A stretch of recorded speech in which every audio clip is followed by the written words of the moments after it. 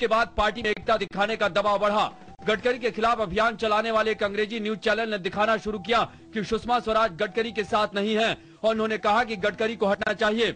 इस खबर की वजह से सुषमा स्वराज पर गडकरी के समर्थन का दबाव बढ़ा। इस समय लाल कृष्ण आडवाणी आरएसएस से पंगा लेने की हिम्मत कर सकते हैं, लेकिन ऐसी हिम्मत सुषमा स्वराज नहीं दिखा सकती थी। इसलिए मीडिया में खबर आने के थोड़ी देर बाद भाजपा और संघ के नेता उनके घर पहुंचे।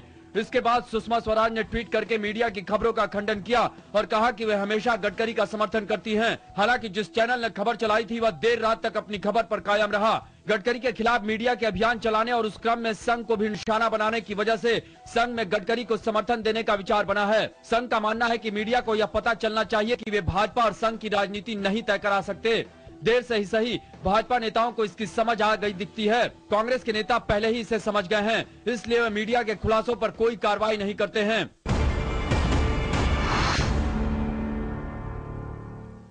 कांग्रेस महासचिव राहुल गांधी अखिल भारतीय कांग्रेस कमेटी में बड़ी भूमिका संभालेंगे तो उनकी कोर टीम भी बदलेगी। राहुल को सलाह देने वाले और उनका भाषण तैयार करने वालों को लेकर ऐसे गंभीर सवाल उठे हैं जिसकी वजह से उन्हें अपनी टीम बदलने या कम से कम राजनीतिक रूप से कुछ परिपक्व लोगों को टीम में रखने का दबाव बढ़ा है। दिल्ली के रामलीला मैदान की रैली के बाद कांग्रेस मुख्यालय में बैठने वाले बुजुर्ग और अनुभवी नेताओं ने अपनी कुछ राय पत्रकारों के साथ साझा की। उसमें पहली राय राहुल का भाषण तैयार करने वालों के बारे में थी। असल में कुछ पत्रकारों ने जानना चाहा था कि उनका भाषण कौन लिखता है और किसने उन्हें करगिल और एफडीआई की तुलना करने की सलाह दी थी। बताया जा रहा है कि इस मामले में दूरदर्शन में रहे एक सज्जन का नाम आ रहा है, लेकिन कांग्रेस के बुजुर्ग नेताओं की सलाह है कि राहुल भाषण लिखने वाला बदले और सोनिया गांधी की तरह लिखकर भाषण ले जाएं तो बेहतर होगा। दूसरा सवाल राहुल के सलाहकारों पर उठा है। कांग्रेस में इस बात को लेकर हैरानी है कि किसकी सलाह पर राहुल गांधी ने सुब्रमण्यम स्वामी के खिलाफ मुकदमा चलाने का बयान दिया था। स्वामी ने कांग्रेस अध्यक्ष सोनिया गांधी पर भी आरोप लगाए तो उनका कार्यालय इस पर बयान जारी करता, लेकिन उससे पहले ही राहुल की ओर से बयान जारी हुआ जिसमें कहा गया कि वो स्वामी के खिलाफ कार्रवाई करेंगे। अगले दिन जनार्दन द्विवेदी ने इसमें सुधार किया और स्वामी को चुनौती दी कि उनके पास सबूत है तो वो अदालत में जाएं। माना जा रहा है कि राहुल की नई टीम में कानूनी समझ रखने वाले एकाध जानकार भी शामिल किए जाएंगे।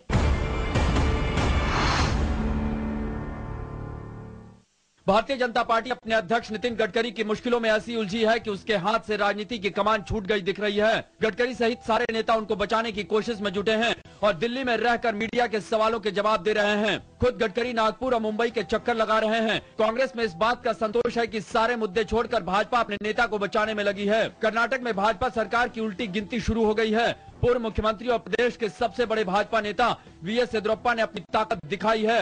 उन्होंने लंच का आयोजन किया तो उसमें 40 एमएलए, 13 एमएलसी और भाजपा के 9 सांसद शामिल हुए।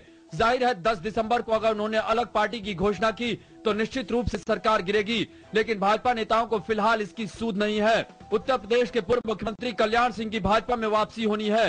1 महीने से यह तय हो गया है, लेकिन गडकरी की वजह से कल्याण सिंह की वापसी टल रही है। विवादों में उलझे गडकरी को समय ही नहीं है कि वे कल्याण सिंह से मुलाकात करें और उनकी वापसी का समारोह आयोजित कराकर उसमें शामिल हों।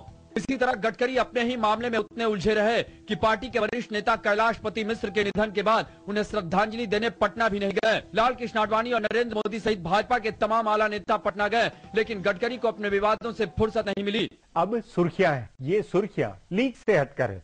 ये राजनीति और देश की दशा दिशा की जानकारी देने के मकसद से।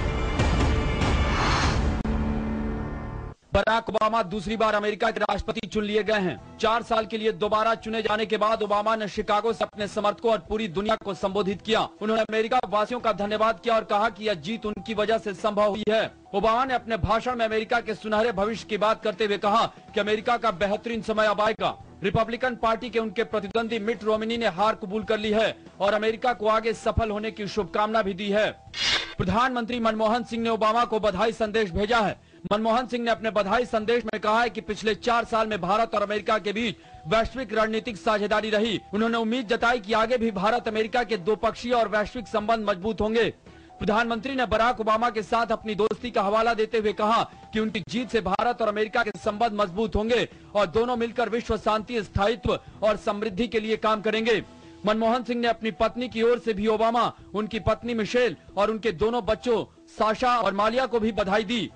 अमेरिका में डेमोक्रेट पार्टी के बराक ओबामा के दूसरी बार राष्ट्रपति चुने जाने पर भारतीय उद्योग जगत की मिलीजुली प्रतिक्रिया रही। सुनील भारती मित्तल, आदि गोदरेज, निट के राजेंद्र एस पवार जैसे उद्योगपतियों ने कहा कि उनका चुना जाना भारत के लिए अच्छा है, लेकिन आईटी सेक्टर के कम से कम 2 बड़े लोगों फणीश मूर्ति और प्रमोद भसीन ने कहा कि भारत के आईटी उद्योग पर इसका नकारात्मक असर हो सकता है, क्योंकि ओबामा अपने देश में बढ़ती बेरोजगारी को रोकने की कोशिश करेंगे और इस क्रम में आउटसोर्सिंग कम होगी। गौरतलब है कि भारत में आईटी उद्योग का 80% कारोबार अमेरिका और यूरोपीय बाजारों से होता है।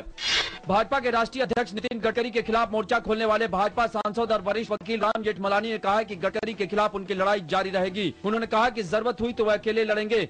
हालांकि जेठमलानी ने कहा कि वे पार्टी नहीं छोड़ेंगे।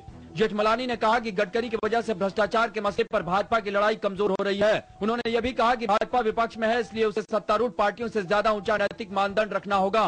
गौरतलब है कि जेठमलानी ने मंगलवार को गडकरी से इस्तीफा मांगा था, जिसे ठुकराकर भाजपा कोर कमेटी ने गडकरी के नेतृत्व में पूरी आस्था दिखाई। राष्ट्रीय स्वयंसेवक संघ के बाद अब एनडीए की सहयोगी शिवसेना ने भी स्वामी विवेकानंद पर दिए नितिन गडकरी के बयान पर आपत्ति जताई है।